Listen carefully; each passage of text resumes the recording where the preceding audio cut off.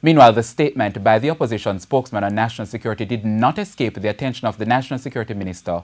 Robert Montague says he's ready to meet with Peter Bunting to discuss the crime problem. Mr. Montague was speaking at the funeral service for the late Assistant Commissioner of Police Wintroy Bodu at the Palmer's Cross Seventh-day Adventist Church in Clarendon today. Current and former members of the Jamaica Constabulary Force, family members, friends and other officials turned up at the Palmer's Cross Seventh-day Adventist Church to say goodbye to the man who served the force as Assistant Commissioner of Police. Wintroy Bodu collapsed and died last month. Police Commissioner George Quayler says Mr. Bodu was a dedicated member of the JCF. Owen Ellington, his former batchmate, referred to him as when there are crimes committed, murders, he would cry and say, what is it we could do to prevent this one? He took it personally every time.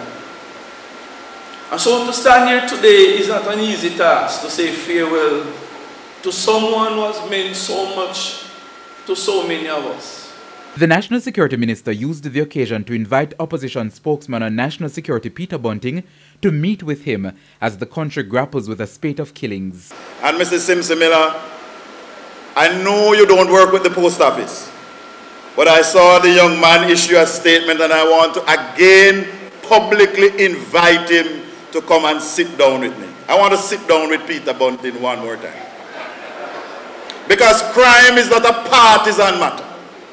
Crime affects all of us in Jamaica. And again, when I was appointed, I sat with him 3 times. And I want to extend an invitation one more time to this young man from central Manchester. He may have ideas, because I don't have all the ideas. Mr. Montague says the police will soon have more resources to do their job. He says he has accepted a recommendation from Mr. Bodu. He told me that the divisional officers, when they are to do inspections, sometimes they are short of vehicles. Sometimes they have to do their own use their own vehicles.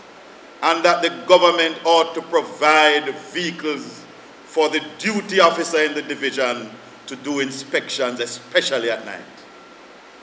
He says the government has started the process to procure 19 mid-sized sport utility vehicles SUVs to be assigned to the divisional duty officers.